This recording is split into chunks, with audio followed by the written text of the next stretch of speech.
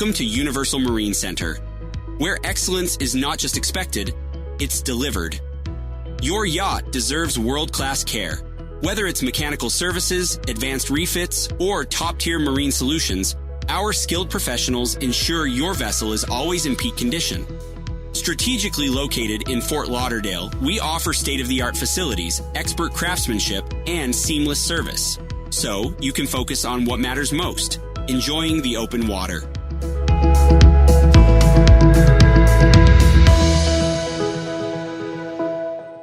From routine maintenance to major overhauls, we handle it all. Because when you demand the best, you trust Universal Marine Center. Excellence, expertise, efficiency, every service, every detail, every time.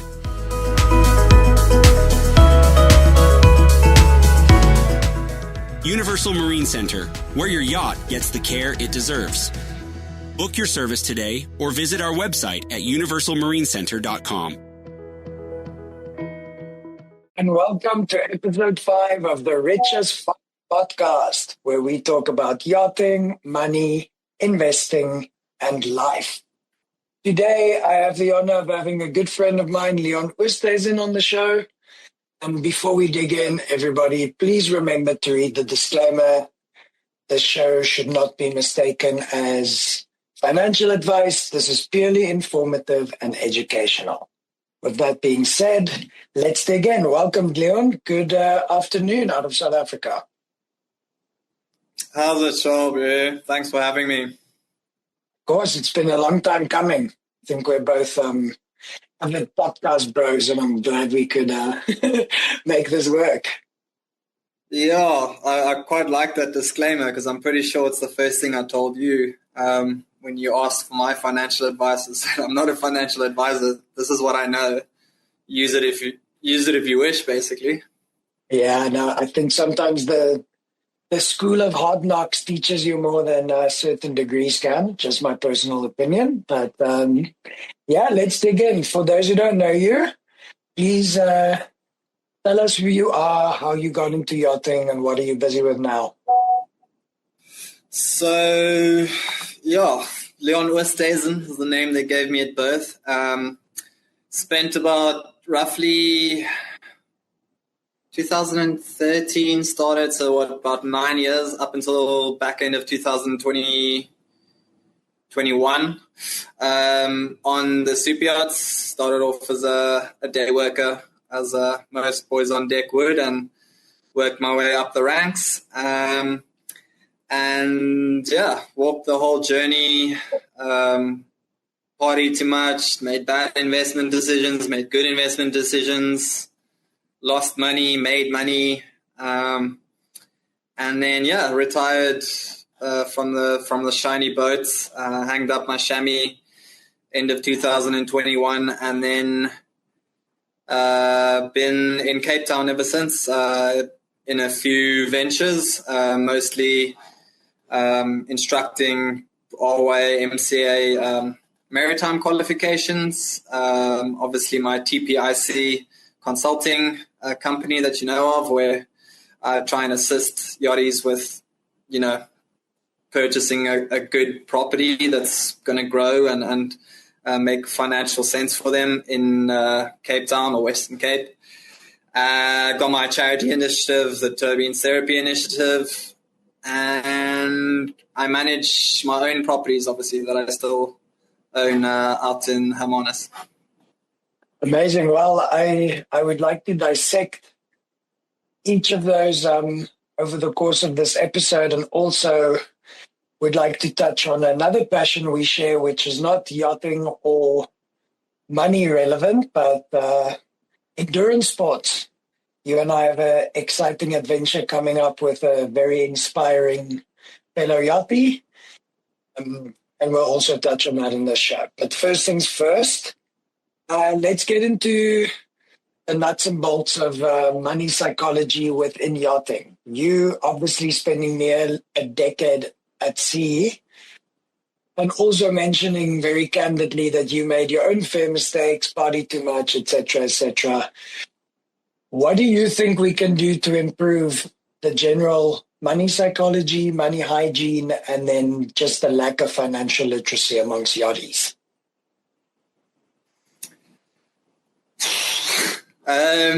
Boom. So good question. Good question, really. Personally, I don't think I would have done as well as I had I not gone through the 4 or 5 years of splurging and then having kind of that regret that I splurged and not started earlier. And then because of that kind of regret, I made sure these investments were going to work. So stayed away from the really high risk stuff, kind of found my medium risk, and, you know, try to make sure they're going to pay off 80%, like only 20% risk out here, rather than going, oh, well, if I lose, I've still got another 8 years in yachting to make the money back. So, yeah, I think just starting earlier, do research, listening to podcasts such as these. Me and you are both self-taught, I believe. I don't have any financial degree. But yet we've both done relatively well in terms of financial investing through different means. And basically it's because we're a big believer in, you know, self-learning. I think a lot of people are scared about all of it. And then because there's fear, there's like, oh, I'll just pay someone who knows. At the end of the day, no financial advisor can predict what the market's going to do. No one can predict if, for your South African example, if load shedding is going to come back, what does that to the market and property value? And if no one can predict when the next COVID is going to hit.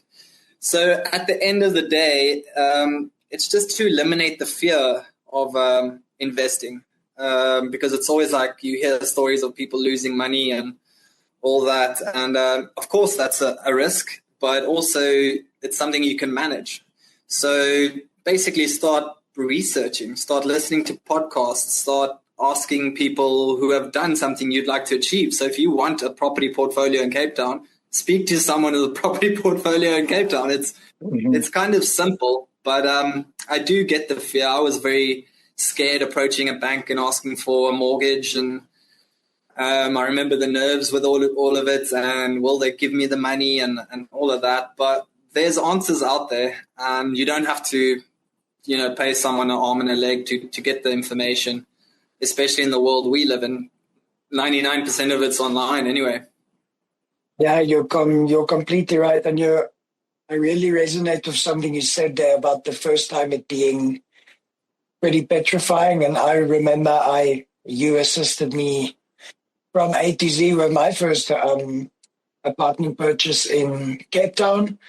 And I mean, the amount of questions I asked you during the first one compared to the one I just went through is already day and night, because you kind of you need to get primed and used to certain concepts. And I get it, like for people, especially we're referring to South Africans now, we're often exposed to lower income situations and come from poverty-stricken areas. So when you suddenly open your Absa banking app and you see you owe the bank 2 million rand on a mortgage, it's kind of scary. But once you start educating yourself and learning that there is something like good debt and that you can leverage this and get someone else to pay your mortgage, then you're styling. You're smiling all the way to the bank.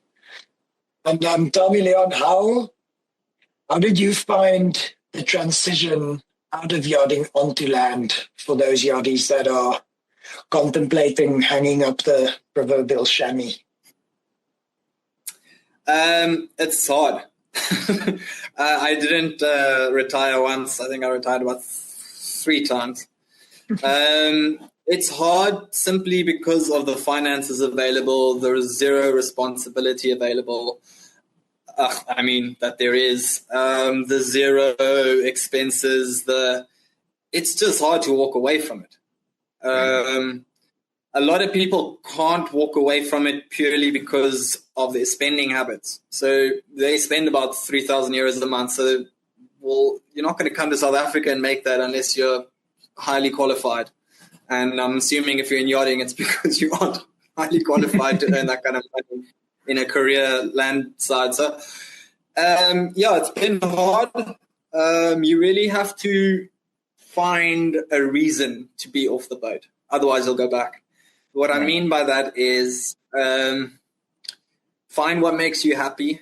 Because a lot of times, yachting's fun, but I wouldn't say it always makes you happy. It makes you happy because you realize you're getting paid so much compared to anything else you would do in life.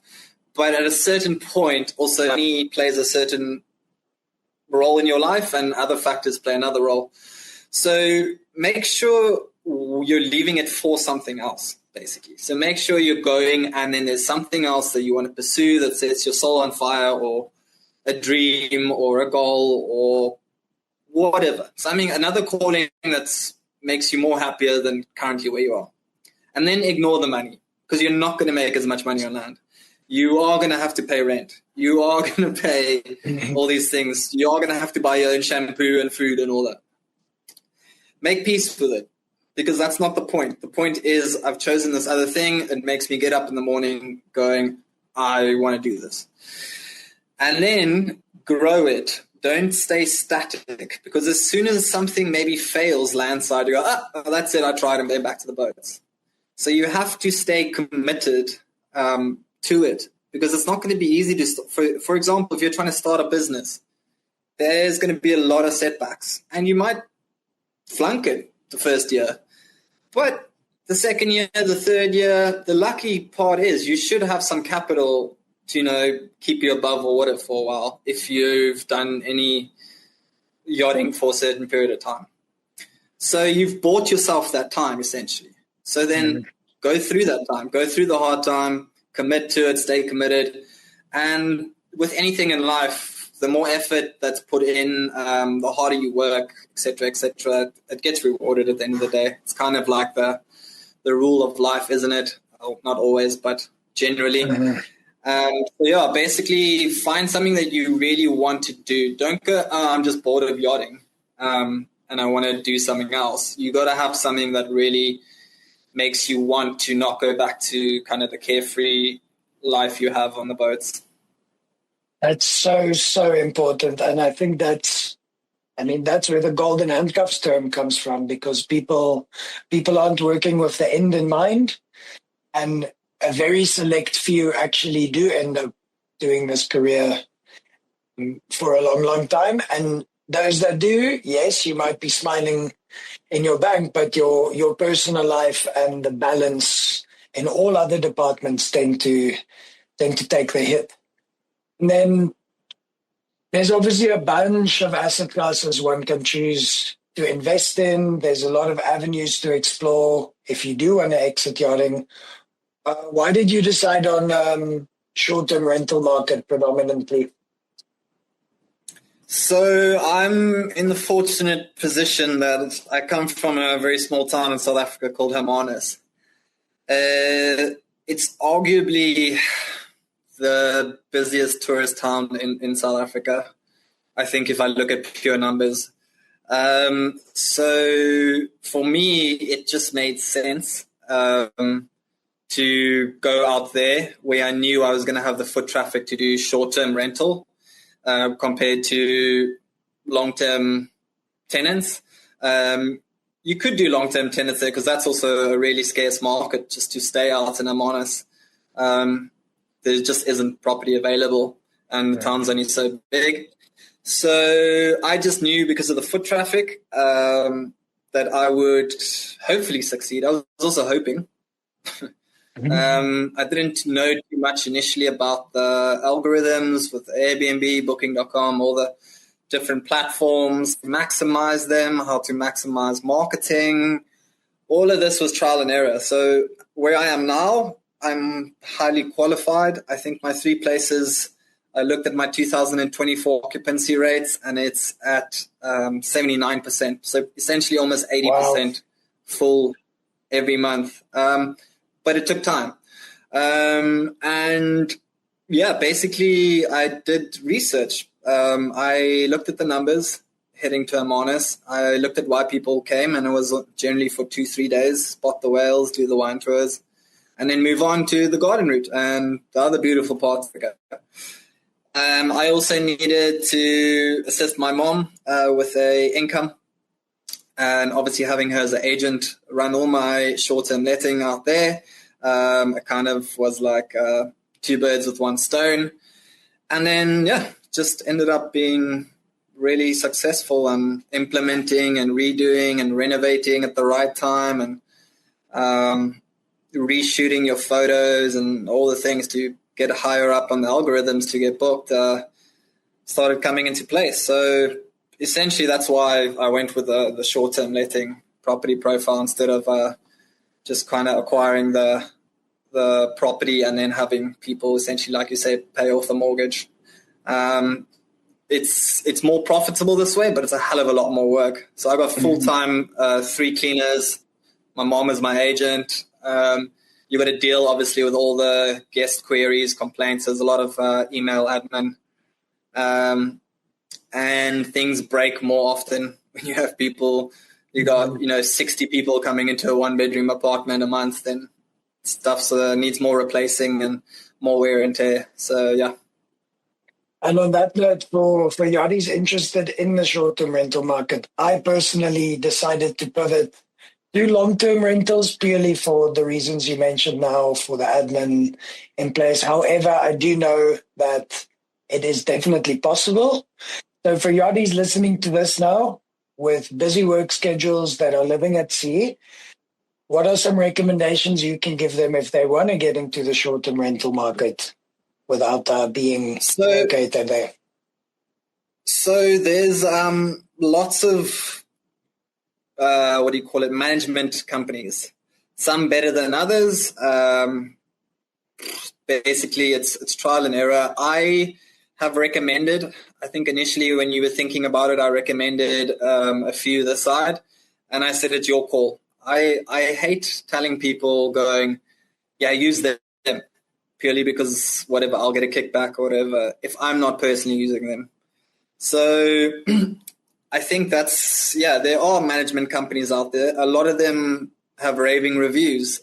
So some of them are really good for me as a yachty or ex-yachty is because most of it is on your phone on an app. I mean, that's perfect. You can see the money coming in when the coffee machine broke. You can see the receipts on your platform that they bought a new coffee machine for you, et cetera, et cetera. You can see how many days are booked. You can block out days for when you're in Cape Town and want to use it. So, I mean, it's become all the platforms have their own app. And I think as a yachty to have access to that kind of information on the fly on your phone is amazing. And I would definitely then go with the management companies that have the best kind of IT software because, it just gives you that peace of mind. Like you get a little notification and okay, well, there's a booking. That's 1,200 Rand in my pocket or whatever the case may be. That's great. Then to close out the property chat, what would you say was your what was your hardest lesson you've learned during your property portfolio build? Estate agents are the devil. No, I overpaid for my first 2, definitely. And then the third one, I was like, hold on. You can't keep knocking your head. Because I had the knowledge of the first 2's purchases, I managed to get it definitely under market value, the third one, and use kind of the elements, which was COVID at the time, to my advantage, knowing that some people needed money. I had surplus money. Desperation, needs must, the value you hold on the property has now dropped because you need money. So the harshest lesson was trusting an estate agent to give me value on a property or a true value reflection, and then later learning that was a 300,000 Rand expense that had I had myself 5 years down the line, I probably wouldn't have made. Definitely the hardest lesson was taking people's word at value, I guess. Yeah, I mean, everyone wants a slice of the pie, and to the non-South African listeners, 300,000 rand, we're talking about what, 17, $18,000. So it's not a small oopsie. Um, but luckily, there's a select few people out there that truly add value to others. Leon, you truly are one of them, because you kind of taught me the lessons you learned early on, and I was lucky enough to avoid many mistakes early on in my property portfolio journey. So thank you for that. Now I want to pivot away from yachting and money, and talk about something that you and I have in common, which is endurance sports. You're lucky enough to be situated in Cape Town, so your daily run is definitely a lot nicer than ours here in South Florida. um, we have a big adventure coming up. Why don't you tell the listeners what's about to transpire in Arizona come the first week of April?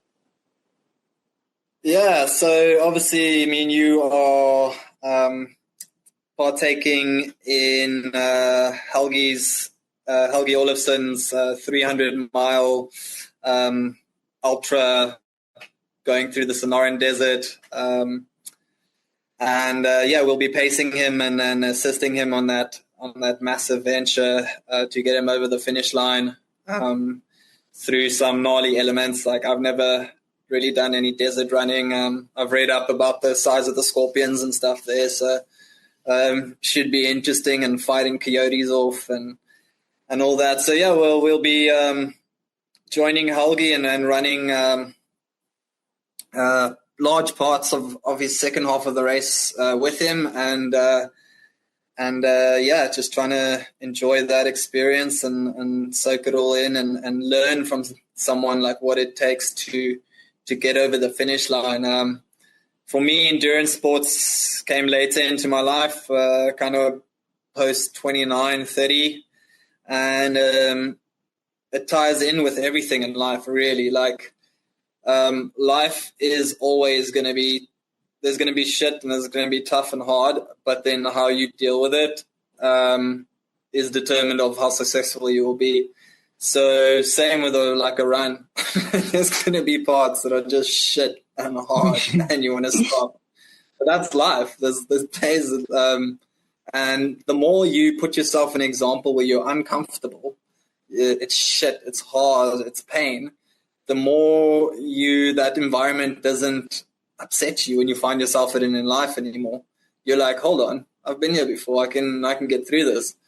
So yeah, that's just my kind of take of endurance racing. We are also doing a fundraising, because obviously Helgi suffers from, I say obviously, I forgot we're not just talking to each other.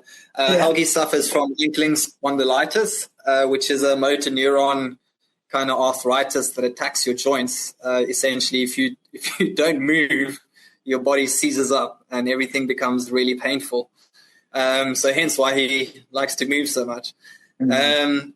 So yeah, it's quite an inspiring story, quite an inspiring dude. I'm flying over from South Africa to partake.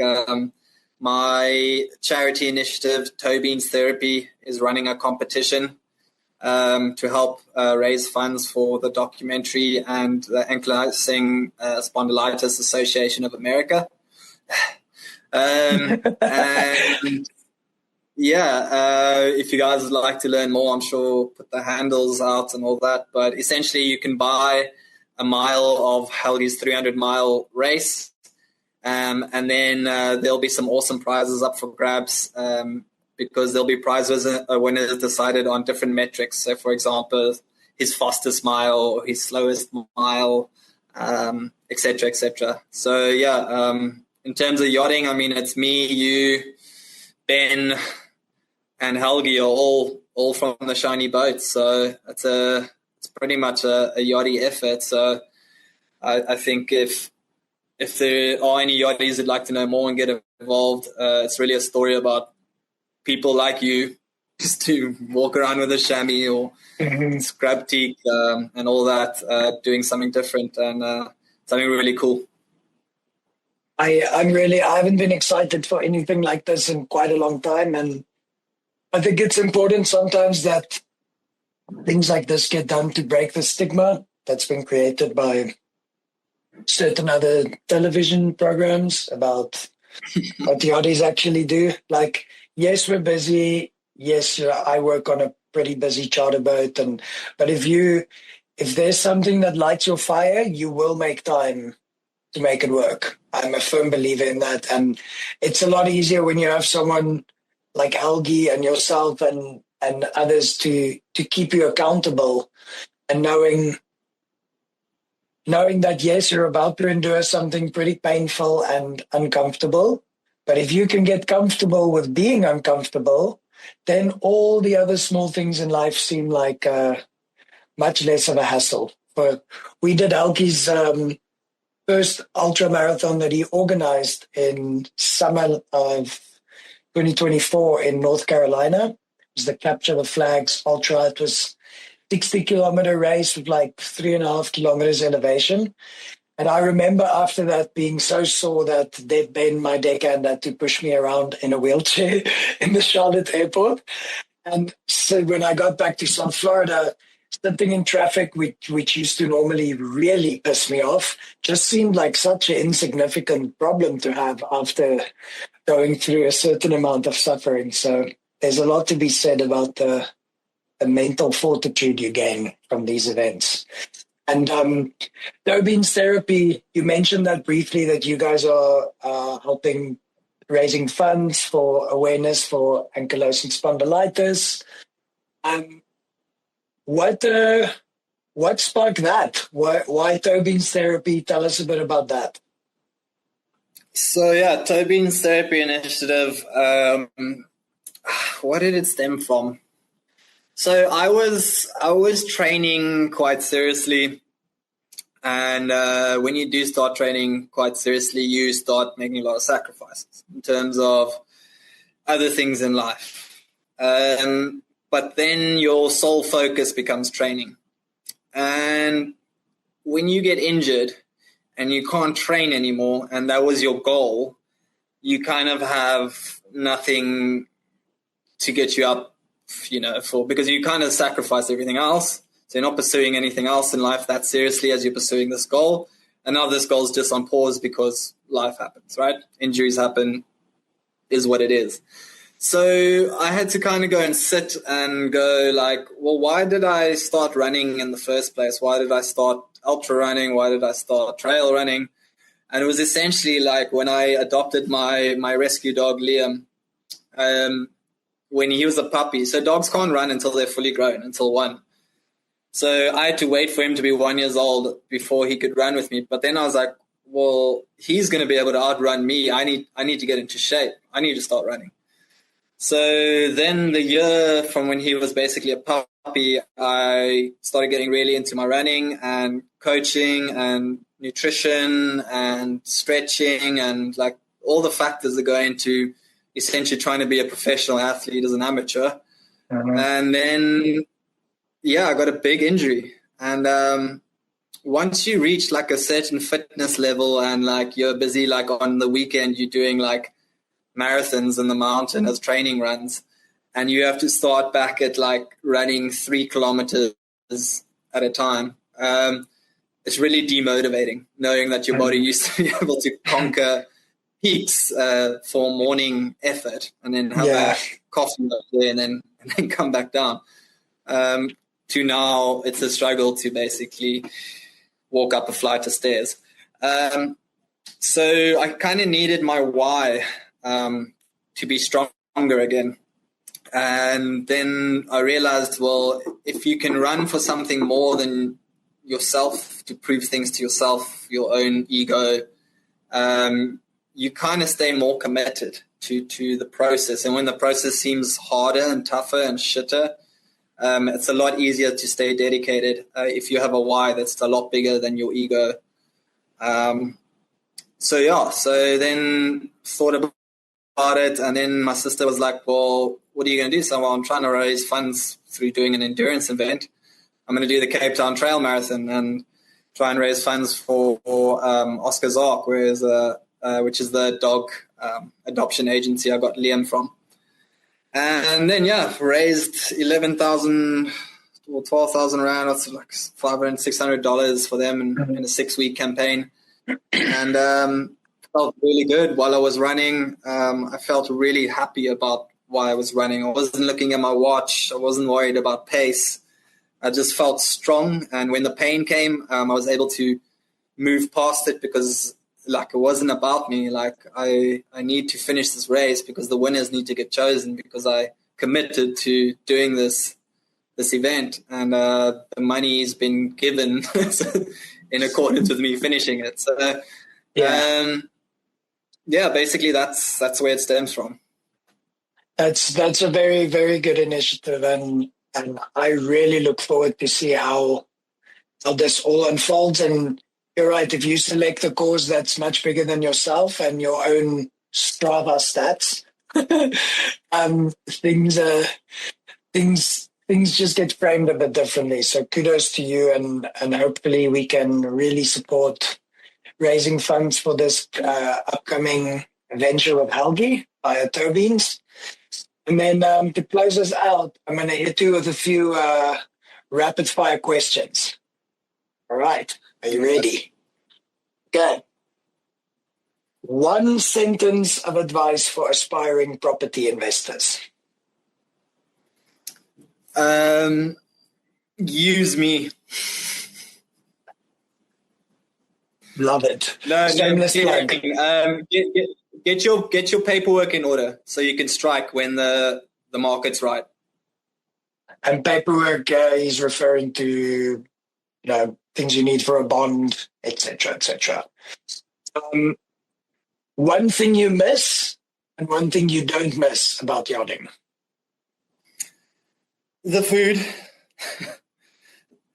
And then 18-hour shifts. I certainly don't miss being sleep deprived. Yeah, absolutely normal. Give us one funny Airbnb guest experience. Actually, the other day, so the ex-boyfriend showed up to the booking. So they made the booking when they were still together. And then the ex-boyfriend showed up and my mom or my agent checked him in. And then when the girlfriend arrived with another friend, it was all a little bit awkward. And they were very upset at my mom for letting all three parties in. And she kind of had to figure out what to do. But I thought that was quite funny, seeing as they made the booking when they were together and then life happens, and that's quite funny. That's a comical one. And where can people follow you, your experiences, all your various ventures? How can people connect with you? All right. Well, basically, if they do, I'm Leon Oosthuizen on Instagram. Under my Leon Oosthuizen page, there's links to all my other ventures and businesses. If you want property advice or anything along those lines, it's the Passive Income Company, which is at TPIC South Africa on Instagram. If you want to learn more about Toebeans, that's at Toebeans Therapy on Instagram. And if you're curious to check out my property profile, that's at Whale Rock Apartments on Instagram. Great stuff. Well, Leon, I thank you for your time today. Also, thank you for being my personal management agent in Cape Town, even though you don't get paid for it. You're a good dude. One day it will come back to you. And good luck with the preparation over the next month. And I will see you in Arizona for a Sufferfest like we've never experienced before. Yeah, man, all good. You can make it up to me when we get to that side. See if we can go to Cali afterwards, if we can still walk. But yeah, man, thanks for having me, and all the best, and I'll see you soon. Amazing. Thanks, Leon.